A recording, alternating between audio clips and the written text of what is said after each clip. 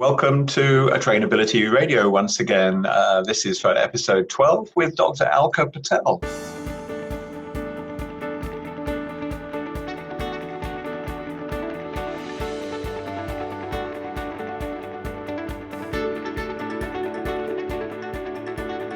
Alka is a GP, a lifestyle medicine physician and a health coach, a self-declared activist for lifestyle medicine.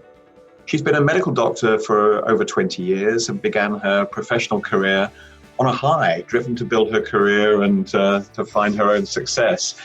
But this meant she didn't really look after her own health and well-being, and the result was a collision course with burnout. So Alka went on to find that the hard way in her career in isolation wasn't supplying her with the energy and the resilience, strength and happiness that she needed for her own well-being, and that prioritizing her health was by far the most important thing she needed to do to help her career to flourish and to help others, which was obviously her main reason in life. Alka went on to sow the seeds of lifestyle medicine into everyday conversations. So now let's have that conversation on A Trainability Radio, episode 12 with Alka Patel.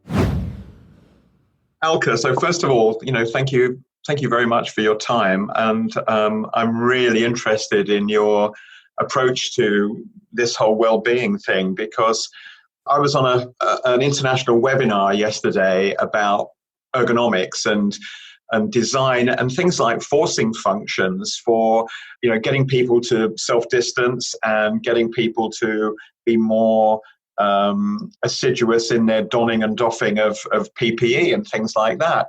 And the whole thing was about design and the system design and posters. And there was nothing about the people. Yeah. And I popped a note on it and just said, it's really interesting what you've said, but you haven't mentioned anything about supporting the staff who are actually going through all this. And I thought that's just so apposite that we would be talking about this now. Yeah. So, I just wondered if you could maybe start by sharing your story of what you went through that got you into this particular aspect. Oh, wow. Gosh. My story. How far back do I go? So I guess in terms of sort of a lot of changes that have happened for me, most of them I think have occurred in the last year at quite a pace. I've been a GP for a long time. I've been a GP for probably over 20 years now, stopped counting. And I guess being a GP has been part of my real identity all these years. It's my compass. It's sort of what's given me direction. But interestingly, about a year ago, in fact, exactly a year ago, the end of March, beginning of April, I started noticing this sort of revolving door of general practice, patients constantly coming back, more symptoms, this sort of sense of increasing dependency on me, dependency on my prescriptions, dependency on my advice. But what I wasn't seeing was all those long-term gains that I desperately wanted for my patients. So one day, I think I just decided that things needed to be a bit more different. And I made that big, bold decision to leave the sort of safe comfort of my partnership. And at the time, I did it without having a plan B. I had absolutely no idea what I felt I needed to be different. All I knew was that this revolving door style of medicine was not why I'd gone to medical school. I wasn't being the doctor that I wanted to be. So what I did was the day after I left my partnership, so this was 1st of April, in fact, last year, I got on a plane on my own. And I'd never done that before, or haven't traveled on my own before. And I went off to a part of India where I'd never been before, and I didn't speak the language. And I did some voluntary work, which again, I hadn't done before, and through my career, through my vocation. And I worked in palliative care, so looking after patients at the end of their lives in these sort of very remote parts of India in the villages. And do you know what I saw? I saw what matters. I saw kindness and compassion in communities. I saw people using their sort of own internal tools, their own internal resources, their community resources to look after their health and care for people around them. And although there was poverty, I saw happy people. And I think that for me was the moment that my bubble burst and I just regrounded, and I came back to England and I knew that something had to be different, and I knew what that different had to be. It had to be a style of health that revolved around people, exactly what you were saying right at the beginning. It's that people needed to feel that they were in control of their own health, in charge of their own health.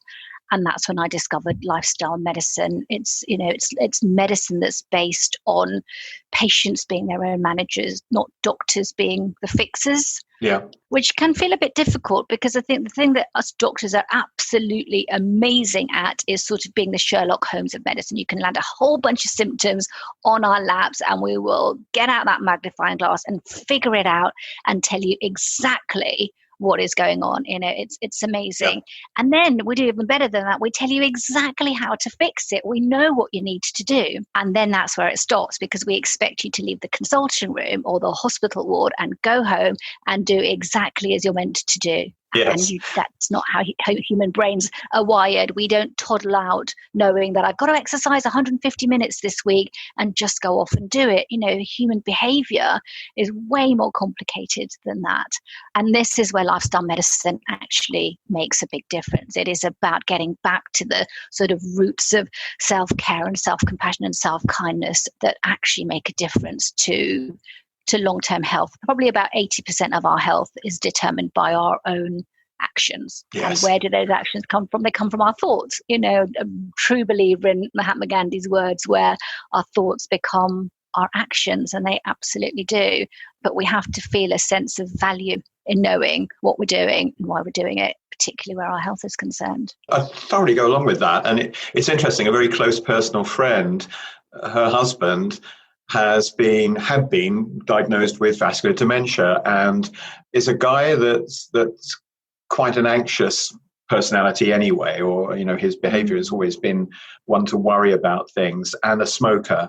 He only in the last couple of weeks saw a specialist neurologist about it, and this chap was apparently absolutely great and said to him, look, you haven't got dementia. We all forget things. I sometimes go in the car park, can't remember where I parked my car.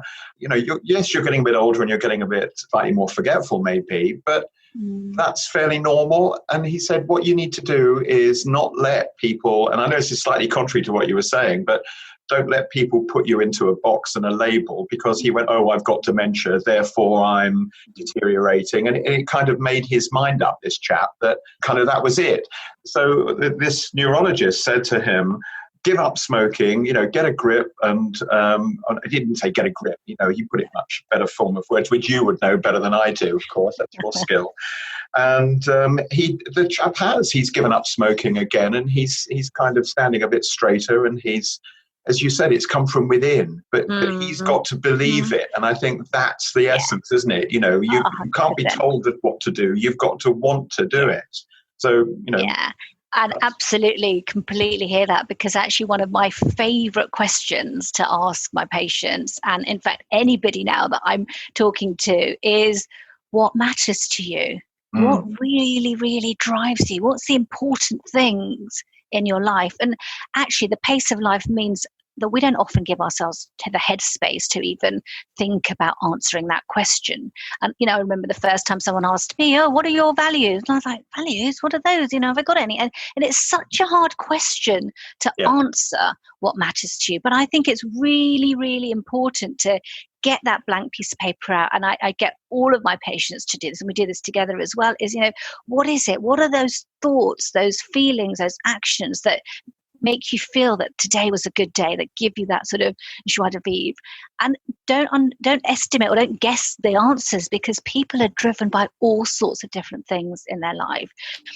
You may think people are driven by family or driven by wanting to do things for others, but it's not always the case. I don't think there's a judgment on what drives you. It's just to have a driver.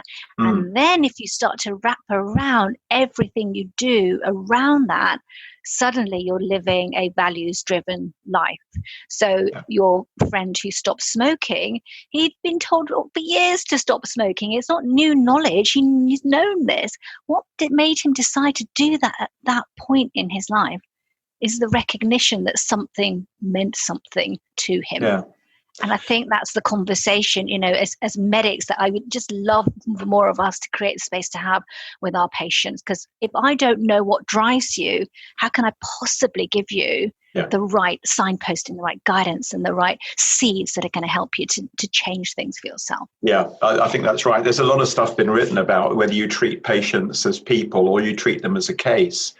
And I don't know if you've read the book, If Disney Ran Your Hospital, which I found interesting, a bit too, I hope no one takes offense if I say a bit too American in style for some of us Brits, perhaps. But the principle of it I thought was great, that if you go, the gallbladder in bed 3, as opposed to Mrs. Smith in bed 3, who has had a cholecystectomy or whatever it is, that sort of thing. Are they the gallbladder, or are they Mrs. Smith first and foremost? Because I think, how do you engender this? So what skills have you found, Alka, have helped you to help people to grab onto what you do? Because I know you've got a lot of followers. And so how do you get through to them when they first come to you? I think the first thing is I ask them, again, one of my other favorite questions is literally, tell me your story. And when people have got a space to share their story, I've had patients who have been able to speak for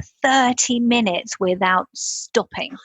And, what a luxury that is in life, for someone to be in front of you who genuinely is so curious about you that they just want to know what it feels like to wear your shoes. And then I ask people, tell me about your day. From the moment you open your eyes, tell me what you're doing, what you're thinking, what you're feeling, what's going on. And then they map out their day. And it just creates so much insight into what life is like for that person.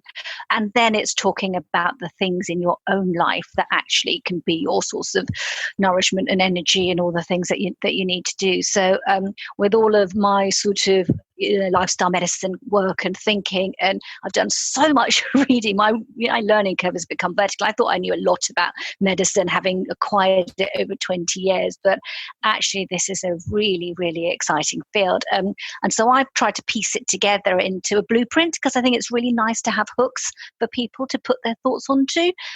So I've created a blueprint which I've called the Lifestyle First Method. And each letter of lifestyle stands for what I truly believe are the sort of 10 key roots of health and happiness and well-being. So L is for life's purpose, which is what we've been talking about.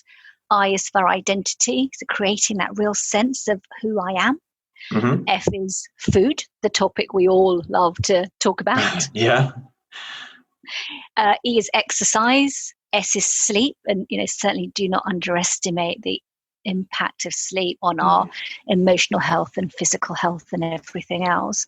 T is time out, which is really, really interesting and important, because actually, do we take enough time out of our busyness to do the simple things in life, in terms of that recognizing nature, taking deep breaths, journaling, being positive? What do you do when you take time out of your to-do list? Why is your connections? Again, we're social beings, aren't we? But how much time do we take out to keep those connections alive that make a difference to us? And people who live the longest lives around the world, one thing that binds them is social connection. L is learn habits. So I think, again, this is really critical, because we have so many thoughts every day, and if we had to process them all, we'd be exhausted. But creating habits and having some automation to our life, which fits with your values and your priorities and your purpose, means that life becomes easier to live. You don't need to think about why you're brushing your teeth and being forced to do that every day. You just do it.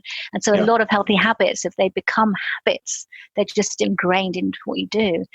And E is emotion, so all your sort of emotional health and how to think about sort of positivity in life as well, which again grounds you very much so. So that's the Lifestyle First Method. And every time I talk about something new, I can easily hook it on to one of those roots, because they're all the things that give us that sense of calm and control around our lives, and make a difference in terms of those chronic diseases that, as your friend who developed dementia.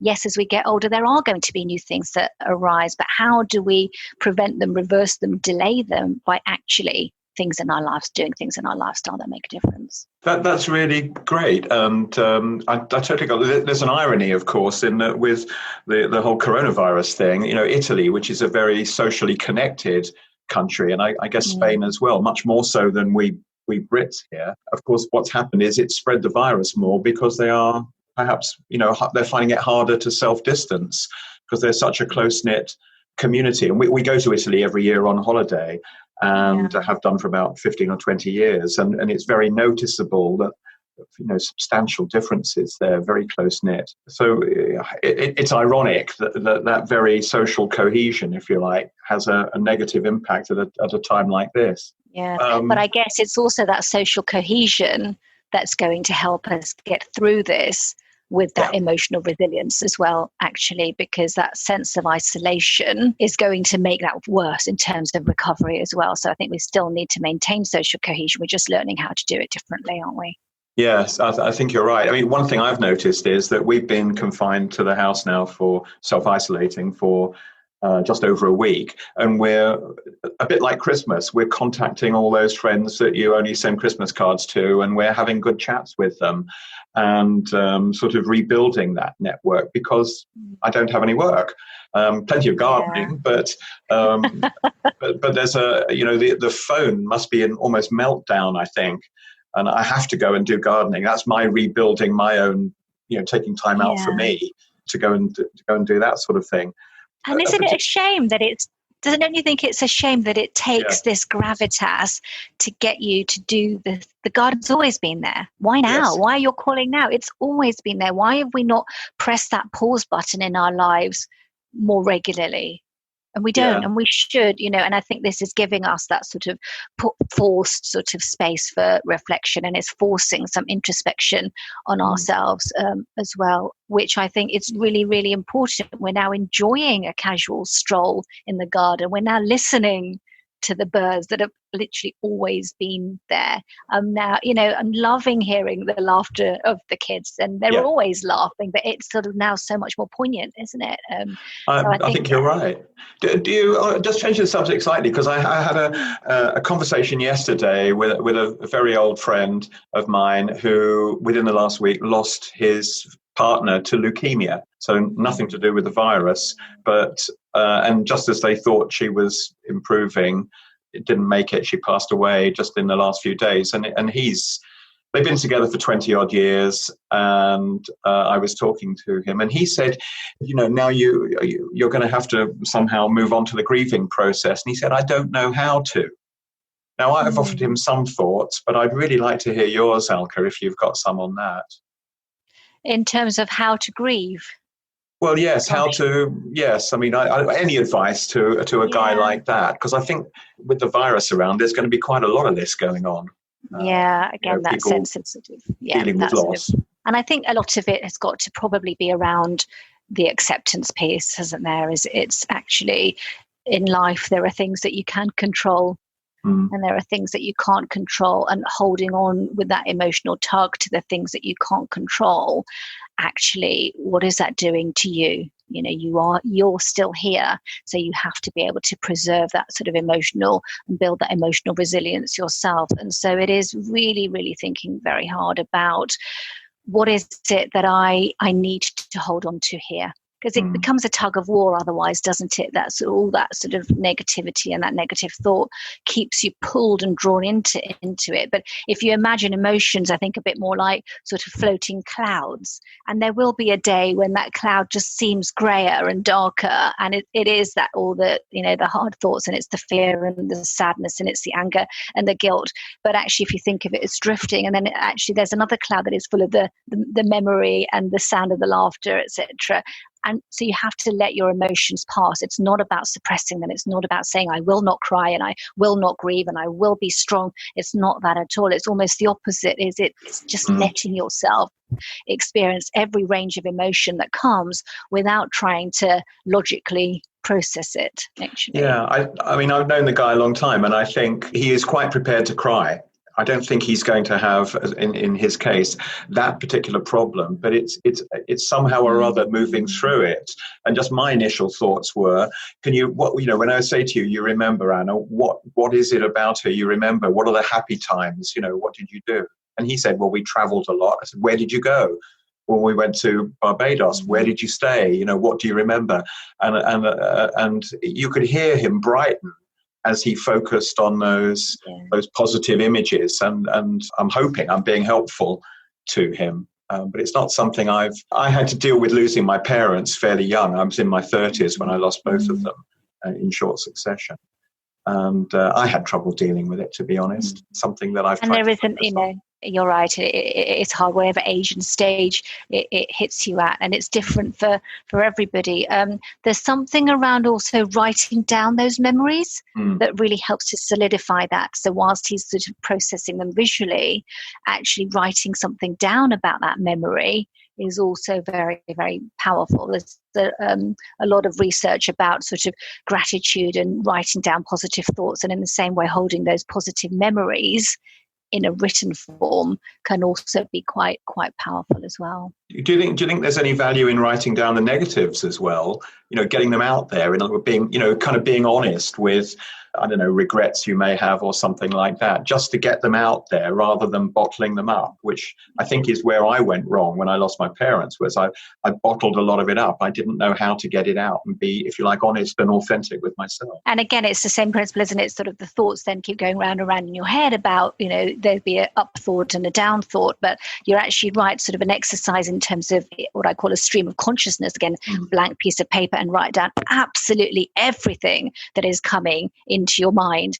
3 minutes, set a clock, do it. But it's what you do with that piece of paper afterwards. And what you need to probably do is scrunch it up and throw it away, and not be rereading it and not ruminating over it or any of it. But it's actually that process of that brain dump of thoughts can also be very, very helpful. And that physical feeling of scrunching up that piece of paper and throwing it away means being able to deal with it. Yeah, I think that's right. It's just something, it's just for you yourself, isn't it? That you just get the thoughts out there, and at the end of it, maybe you throw it on the fire, or as you say, throw it in the bin, or just tear it up, whatever.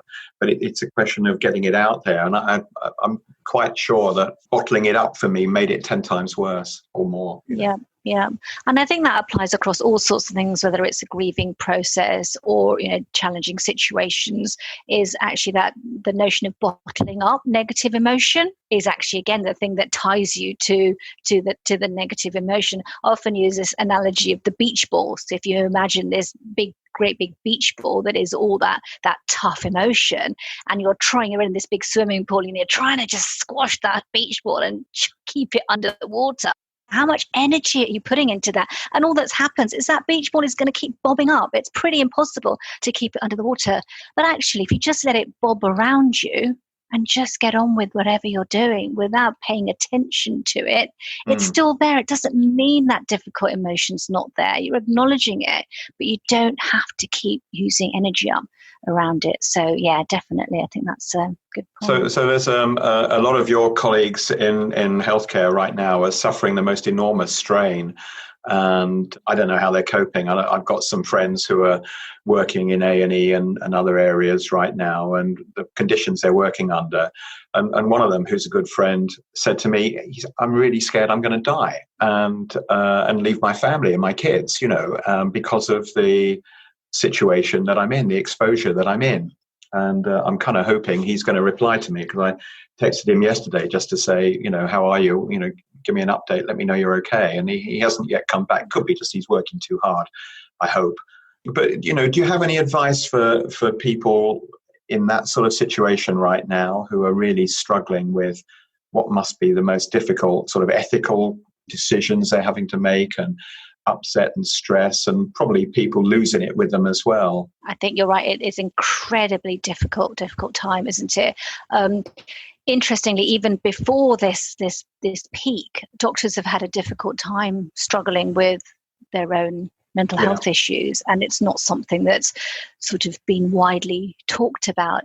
After all, we're not humans, we're robots, and we don't feel the same as other people. But actually the statistics have always been pretty scary and pretty terrifying. I think that sort of 1 in 4 GPs feel so stressed every week at work that they feel they can't go to work. I think the statistics are that there are 2 doctor suicides every week. That's a huge number, and a reflection of stress. And 1 in 3 GPs, 1 in 3 have a high risk of burnout. And about 90% of doctors, when you ask them, feel it's all related to their work environment. So the stress levels are there already. And now on top of that, you've got this huge layer of, as you say, and emotions, which are fear, anxiety, guilt, sadness. And so I guess the thing to do is to reach out for help, because we're not very good at doing that as doctors. We rarely reach out for support. And so I certainly am trying to reach in to all my colleagues with sort of offers of support, conversation, etc. There's an organization called Practitioner Health. I don't know if you're aware of that, but Practitioner Health has been set up as an NHS confidential service for doctors and dentists to provide support with significant mental health issues, addictions, etc. And so there is a formal channel for support. The BMA have got a wellbeing support line that is available constantly, 24/7 for people to reach out. It's our altruistic nature. We are, by design givers, and therefore we don't feel we need to get in return. But I think what we need to think about as medics is, if we want to continue to be those caregivers for the long haul, because we're in this for the long haul, we need to be able to reach out for support. And some of that is not necessarily just a place to talk, but it's also about recognizing that your own self-care matters. Taking 15 minutes out of your crazy busy day to stand in the sunshine is so important for you, because it will give you the resilience to carry on with the rest of the day. Actually having a proper break to eat nutritious food whilst you're at work is, again, really, really critical. You're going to need to boost your immunity if you want to be resistant for everybody else as well. But of course, we don't. So what I would say is, please take out time for your own sort of self-care. It's the most compassionate thing that you can do in order to stay compassionate to everybody else at times. Yeah, totally agree. I mean, it's something I've been saying to a lot of people in the courses I've been running for some years now, is about, compassion starts with yourself. So a lot of high performing professionals, and it's the same in aviation, to be honest, a lot of people are very self-critical, very hard on themselves. Sometimes this comes over as being hard on others. And I say, give yourself a break. We're all fallible. We will all make mistakes. That's not an excuse for making, well, I'm only human. What the hell? That's not what we mean. What we mean is, try to understand how maybe you've made a mistake, but also if you haven't had a break, as you said, if you haven't had a brain break or a food break or a water break, whatever, you are more likely to make errors and get things wrong. But just go, hang on a minute, I'm losing it here. I need to go and have a walk in the sunshine, and that should be okay. Or just to do something else.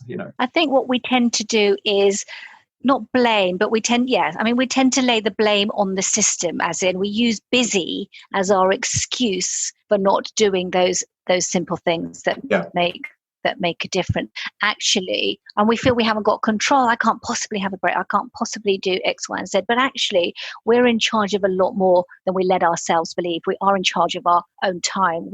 Everybody's got a minute to take a few deep breaths in a day. And actually, the benefit of those few deep breaths are going to last you for the rest of the day. But it's where you choose, again, back to living that sort of values-driven life, is where you choose to prioritize that. And if it is important enough, then you will do it. It takes a lot of self-discipline. Even before any of this with sort of coronavirus, when I was in my GP practice, I would have to make an appointment with myself for a break. Now, this sounds crazy, but when patients make appointments, with you, you never let down your patients. You'd never just not pitch up for that appointment that they had.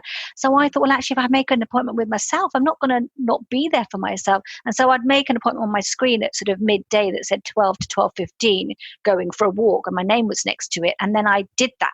Otherwise, we carry on and we carry on and we carry on. But I recognized how important that was for me. So I guess, now in the practical world of busy emergency departments and wherever else, GP clinics, wherever they are, it's about team leaders and also just about colleagues being able to say to each other, hey, come on, you need a break, and looking after each other, trying to be kind. And I know it must be terribly difficult, and it's easy for me to say in what must in some cases be really grim circumstances, but try to smile. And, just a smile or a grin makes a huge difference. I've noticed here, all right, I'm living in a leafy village in England and I go walk down the street, but you smile at people that you don't know and they smile back. And there's something, that's got to be difficult in a busy ED, especially if you're lucky enough, I suppose, to have personal protective gear on. It's going to be quite difficult to do. I'm really concerned about burnout at the front line, and people, as you say, they're going to be falling over. If there's anything at all we can add to that. I think that. I completely agree with you. I think the fallout in terms of post-traumatic stress disorder and depression and anxiety that will come later within the profession. Like you, I'm worried, and hence there's so many messages going out that say, definitely reach out for support right now, for sure. But yeah, it's interesting that smile factor. I mean, you try smiling and being angry, or you try smiling and being stressed. It's almost impossible, isn't it? Yeah. You can't do that. And we've actually got sort of mirror neurons in our brains, actually, so that and that's what creates our compassion, so that when you see someone else experiencing something, you experience it back. And that's why it is really important, sort of having that uplift around you does make a big difference. Just check in on your own emotional state. And I also think recognize it in other people around you, because sometimes we're so busy and we're looking at the ground and we're looking at our feet that you don't even recognize that person next to you is different to how they were yesterday or the week before. So we've got to just tune into each other a lot more, haven't we? I think absolutely agree. And I think this whole movement that's come out of people going out in the street and applauding and clapping and just saying thank you and being truly grateful for the huge efforts which so many people are putting in, that's got to rub off. That's got to be such a positive, I hope, and that people are really feeling, because, feeling supported, feeling that they are valued, because I'm still hearing stories about some people behaving really badly towards healthcare professionals and other people involved. Let's face it, like shop staff, swearing at shop staff, why won't you let me do this, that, and the other? Well, because, there are good reasons. I think as a profession over the years, we haven't had enough of that public confidence or that visibility that the public have got our back, or etc. And I think this is very much needed. I mean, no medics are in this for a pat on the back or a thank you, but actually I do wonder whether this will now pave the way for just a kind of softer understanding of what healthcare actually is like and how it can be different when everybody's pulling in the same direction. So I think it's certainly very much needed was that sort of public push behind us, and having people on the streets yesterday was just a really visible, sign of that clap. I think it's hit everyone's hearts, hasn't it? Totally agree. Just another thing that just occurred to me was I had a favorite uncle when I was a small boy, many years ago now, and he led a convoluted life. He was a bachelor and one thing and another. He didn't have it easy, some of it for his own making, I think. But and he did take to alcohol, let me say, which has ultimately killed him. His liver rejected him, bless him, in the end. But he had a saying that every night when I go to bed, I will try to find something that's made me smile or laugh today.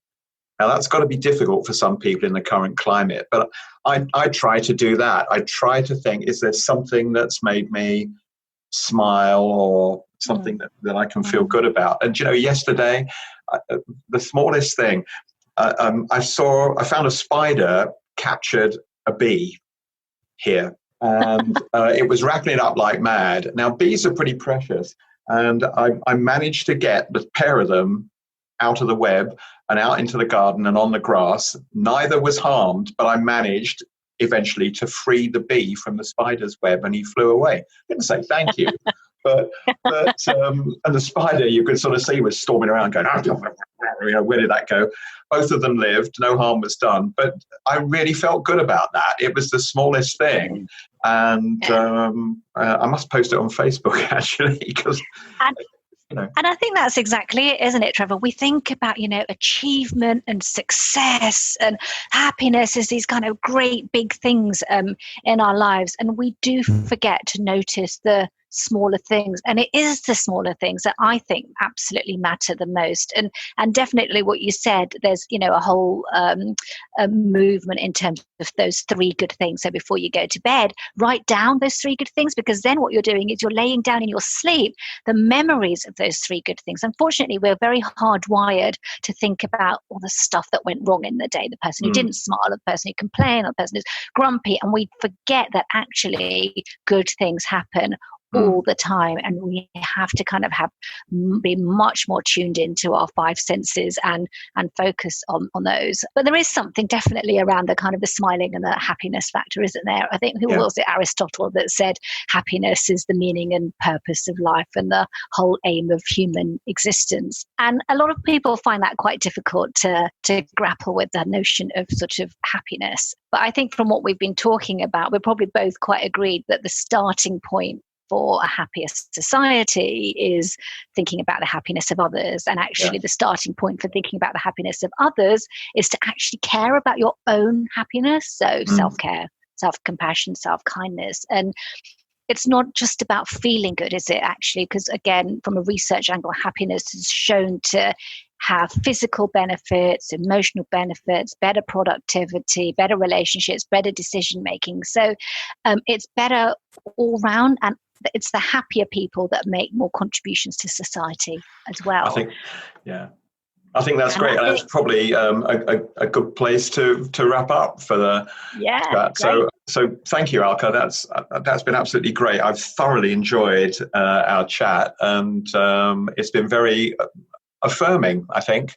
So I feel better for it. We've smiled quite a bit, and we did. It's been absolutely great. Bye then. Bye now. Bye-bye. It was a real pleasure to speak to Dr. Alka Patel today, and I'm very grateful for Alka's time appearing as a guest on Trainability Radio. And I hope that chat that we had has given you plenty to think about well-being and looking after yourself, especially in this rather difficult time. You can find the show notes for this episode of Trainability Radio on our website at www.trainability.co.uk. So search for episode 12 with Dr. Alka Patel. And in those show notes, I'm sure you can find some useful links and other resources. Please do help to spread the word about Trainability Radio. Tell a friend about the show. And if you haven't already done so, you can subscribe to the podcast on iTunes or wherever you get your podcasts. So until next time, I've remained Trevor Dale, and this has been Trainability Radio. Stay safe. Bye now.